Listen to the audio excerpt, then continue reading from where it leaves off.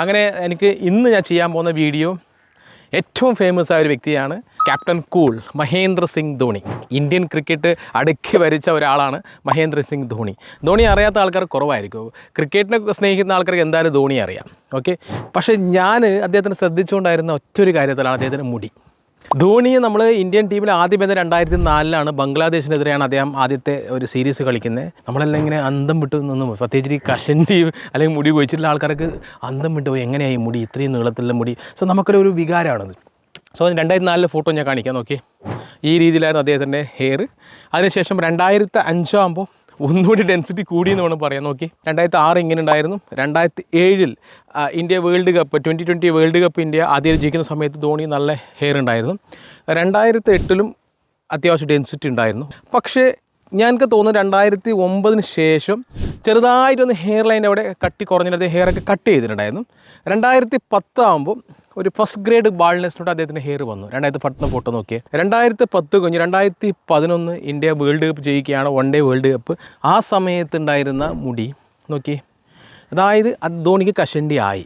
അതേപോലെ തന്നെ 2012 ആകുമ്പോഴും ധോണിൻ്റെ അവസ്ഥ നോക്കി. 2013 ആകുമ്പോഴും സെയിം കഷണ്ടി കൂടിക്കൊണ്ട് വന്നു. 2014 വരുമ്പോൾ പിന്നെയും കഷണ്ടി കൂടി. 2015 നോക്കി. 2016-17 കാലഘട്ടത്തിൽ അദ്ദേഹത്തിന് നല്ലപോലെ കഷണ്ടി ബാധിച്ചു. അദ്ദേഹം കഷണ്ടി എന്ന് പറയുന്ന ലെവലിലെത്തി. എനിക്ക് തോന്നുന്നു അദ്ദേഹം ട്രാൻസ്പ്ലാന്റ് ചെയ്തിരിക്കുന്നത് 2019 കാരണം 2020 IPL ആകുമ്പോൾ അദ്ദേഹത്തിന് നല്ല മുടിയാണ്. See the transplanted photos. And ഇവിടെ ചെറിയൊരു പ്രോബ്ലം നെഗറ്റീവ് അദ്ദേഹത്തിൻ്റെ ഹെയർ ട്രാൻസ്പ്ലാന്റ്. എന്താണ്, ചെറിയ നെഗറ്റീവ് അല്ല, വലിയ നെഗറ്റീവാണത്. കാരണം അദ്ദേഹത്തിൻ്റെ സൈഡ് ലോക്സ് ആണ്. നിങ്ങൾ ഫോട്ടോസ് നോക്കുക. സൈഡ് ലോക്ക് എന്താ പ്രോബ്ലം എന്ന് പറഞ്ഞാൽ ഓവർ കട്ട് ചെയ്യിപ്പോയി.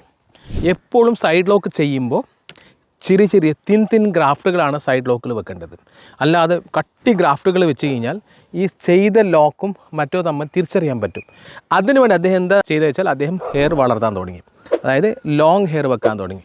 2021-22 കാലഘട്ടത്തിൽ ധോണി ഭയങ്കരമായിട്ട് ലുക്കായിട്ടൊരു ഫോട്ടോ സോഷ്യൽ മീഡിയ ഇങ്ങനെ വൈറലായി. നിങ്ങൾ കണ്ടു കാണാം ആ ഫോട്ടോ.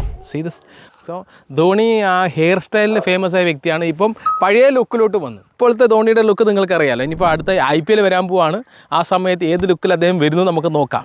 സോ യങ്സ്റ്റേഴ്സൊക്കെ അദ്ദേഹത്തിൻ്റെ ഹെയർ ലൈൻ ഇങ്ങനെ കോപ്പി ചെയ്യാൻ വേണ്ടി നിൽക്കുകയാണ്.